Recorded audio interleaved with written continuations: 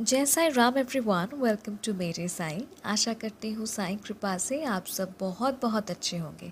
हाल ही में हम सभी ने राखी का त्यौहार सेलिब्रेट किया है और हम में से कई हैं जिन्होंने 30 तारीख को राखी सेलिब्रेट किया है और हम में से कई हैं जिन्होंने 31 तारीख को राखी सेलिब्रेट किया है।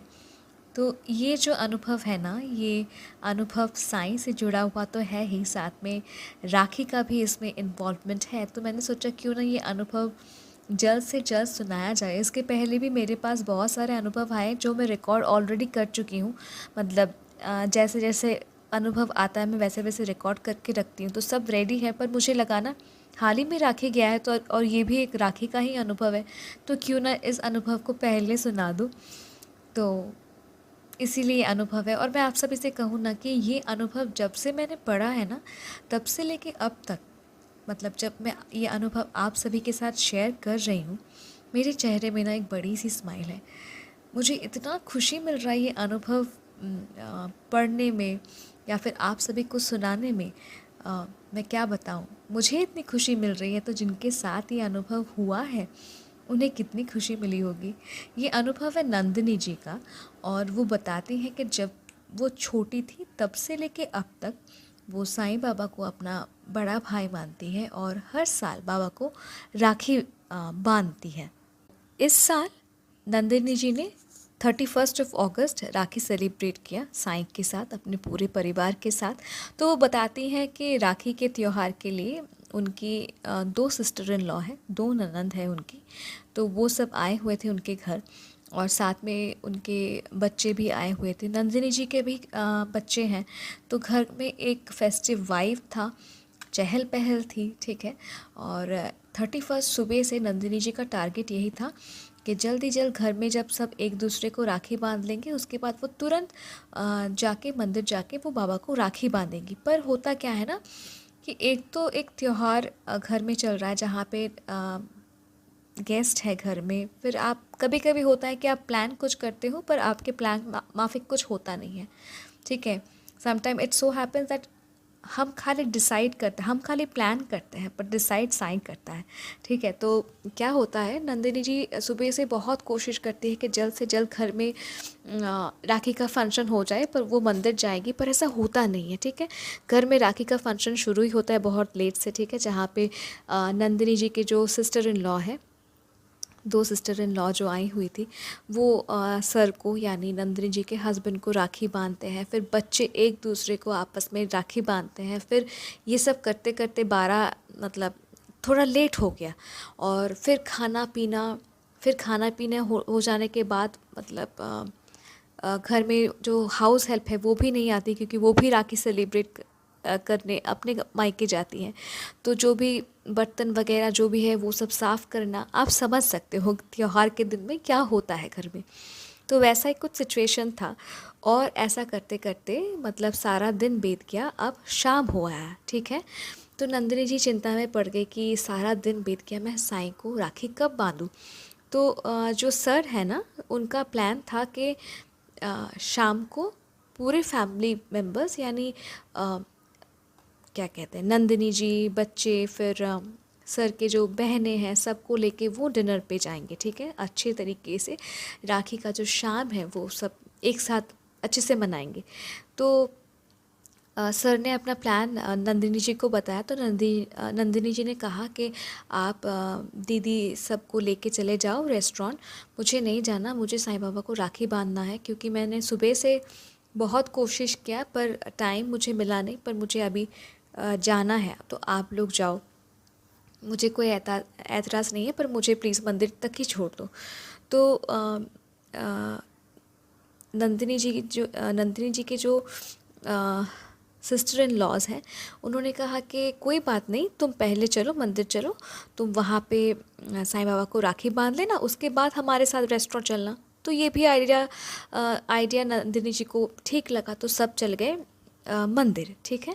वहाँ पे मंदिर में तो गए, एक्सक्यूज़ मी, वहाँ पे मंदिर में गई और तब तक बढ़ चुका था 8:30 की 8:45, ठीक है। मंदिर मतलब जब तक नंदिनी जी मंदिर पहुँची तब तक रात के 8:30 से 8:45 बज रहा था। तो जब वो मंदिर में एंटर कर रही थी ना, तो साइड में नंदिनी जी ने नोटिस किया कि बड़े बड़े गमलों में ना कुछ खाना वाना पकड़ा है। तो वो उन्होंने ना उतना वहाँ पे फोकस नहीं किया, वो सीधे सीधे चली गई बाबा के पास। वो थोड़ी स्केप्टिकल थी, उनको चिंता था, उनके मन में यही चिंता थी कि अगर रात को मंदिर बंद हो जाए, क्योंकि साईं बाबा का टेम्पल जो है ना, जहाँ पे वो जाती हैं अक्सर, जाया मतलब आना जाना है वो उनका, तो वो जानते हैं कि रात के 8 बजे तक मंदिर बंद हो जाता है, ठीक है। तो वो बहुत डर डर के घर से निकली थी कि ऑलरेडी लेट हो चुका है, मंदिर खुला रहेगा या नहीं, मैं साईं को राखी बांध पाऊँगी या नहीं। पर सरप्राइजिंगली उस दिन 8:45 तक भी साईं बाबा का मंदिर खुला हुआ था, और तो और साइड में ना बड़े बड़े गमलों में कुछ पकाया जा रहा था, ठीक है। तो वो मंदिर जाती हैं और बाबा को राखी बांधती हैं और अपने हाथों से बाबा को मिठाई मिठाई खिलाती हैं, ठीक है। वो कहती हैं ना नंदिनी जी कि कई सारे टेम्पल ऐसे होते हैं ना जहाँ पे बाबा को टच नहीं अ, करने देते, ठीक है। तो पर ये जो टेम्पल है जहाँ पे वो जाती हैं, तो यहाँ पे ना बाबा को टच करने दिया जाता है, अलाउ करते हैं। तो नंदिनी जी बहुत खुश होकर प्रेम से बाबा को राखी बांधती हैं, फिर बाबा को अपने हाथ से मिठाई खिलाती हैं, और फिर वो मंदिर से निकल ही रही थी, तब जो पुजारी जी हैं ना, वो नंदिनी जी को पहचानते हैं। तो उन्होंने कहा कि बेटा कहाँ जा रहे हो, खाना खा के जाओ। तो नंदिनी जी पूछती हैं कि कौन खिला रहा है। तो पुजारी जी कहते हैं कि मंदिर कमेटी खिला रहा है। तो नंदिनी जी पूछी क्यों, तो बोला आज राखी है ना, इसीलिए खा के जाओ। तो ये सुन के नंदिनी जी बहुत खुश हो गई, और इस साथ साथ नंदिनी जी के जो सिस्टर इन लॉज हैं ना, वो भी बहुत खुश हो गए। तो उन्होंने जो रेस्टोरेंट का प्रोग्राम था वो टाल दिया, और वो कहने लगे कि रेस्टोरेंट में तो खाते ही रहते हैं, आज इतना शुभ दिन है, यहाँ पे मंदिर में भंडारा हो रहा है, तो हम लोग क्यों ना खाएं, हम यहीं पे खाएंगे, रेस्टोरेंट नहीं जाएंगे। तो सब कोई बैठ गए खाने के लिए, ठीक है। और नंदिनी जी बताती हैं के जो मेनू था वो देख के वो बहुत खुश हो गई। मेनू में था काले चने की सब्ज़ी, पूरी, जीरा राइस, मटर पनीर, और मीठे में था चावल का खीर। नंदिनी जी बताती हैं जो जो भी मेन्यू में था ना, सब कुछ नंदिनी जी का बहुत बहुत फेवरेट खाना है। मतलब जो मेन्यू था ना, काले चने की सब्ज़ी, पूरी, चावल का खीर, मटर पनीर, जीरा राइस, ये उनका मतलब नंदिनी जी का फेवरेट फूड है, ठीक है। और वो बहुत प्यार से बहुत खुश होकर खाना खाती हैं, और फिर वो घर लौट के आती हैं। तो और वो कहती है, मतलब आप सोचेंगे कि इसमें क्या चमत्कार है। नंदिनी जी कहती हैं कि जैसे मेरे पति उनके बहनों को राखी के दिन रेस्टोरेंट में खिलाने के लिए ले जा रहे थे, मेरे साईं जानते थे कि अगर मैं सुबह को मंदिर आ जाऊं तो मुझे रात को ये खाना नहीं मिलेगा। अगर मैं सुबह को एक बार आ गई मंदिर, मैं रात को मंदिर नहीं आऊँगी। इसीलिए साईं सुबह को मेरे मंदिर आना वो टालते गए, वो टालते गए। मैं प्लान बनाती गई कि मुझे सुबह को मंदिर आना है, साईं को राखी बांधना है, पर साईं ने डिसाइड किया था कि नहीं, तुम सुबह नहीं, तुम शाम को आओगी, क्योंकि मुझे तुमको खिलाना है राखी में। वो कहती है ना कि जैसे मेरे पति अपने बहनों को रेस्टोरेंट ले जाने के लिए एक्साइटेड थे, तो आज मेरे साईं भैया मुझे खिलाने के लिए देखिए कैसे मुझे रात को बुलाते हैं। मेरे लिए वो देर से सोते हैं, मतलब नॉर्मली 8 बजे तक मंदिर बंद हो जाता है, पर राखी का दिन था वो, और मंदिर 8:45 मतलब बहुत देर तक खुला हुआ था, ठीक है। उस दिन वो कहते हैं ना कि मेरे साईं भैया है ही ऐसे, मुझे स्वागत करने के लिए, मुझे अटेंड करने के लिए, मुझे खाना खिलाने के लिए वो अपने डेली का शेड्यूल मतलब कैंसिल करके वो मेरे लिए जागते रहे, और मुझे मैं आके खाना खाऊं। इसीलिए देखिए, और वो भी जो मतलब उन्हें पसंद था, जो खाना उनका फेवरेट है, वही सारा खाना उस दिन मंदिर कमेटी बनाए थे, क्योंकि राखी का त्यौहार है। तो सच में कहते हैं ना कि आप जिस भाव से बाबा को पूजेंगे ना, बाबा उसी भाव से आपको जवाब देते हैं। देखिए, first of all Nandini ji, thank you ये अनुभव हमारे साथ शेयर करने के लिए। ये अनुभव मैं कह रही हूँ ना, मेरे चेहरे पे अभी भी एक बड़ा सा स्माइल है। मुझे इतना अच्छा लगा ना ये अनुभव सुन के। मतलब अ, हम कभी कभी पूछते हैं ना कि किस भाव से बाबा को पूजे तो बाबा अ, सुनेंगे, हमारी पुकार सुनेंगे, या फिर कैसे भक्ति करें तो बाबा हमारी सुनेंगे। देखिए, एक बात तो ये है कि भक्ति का ना कोई फिज़िकल फॉर्म नहीं होता। हम नहीं कह सकते कि इतना गैलन भक्ति करो तो बाबा सुन लेंगे, या इतना लीटर भक्ति कर लो तो साईं सुन लेंगे। ऐसा नहीं होता।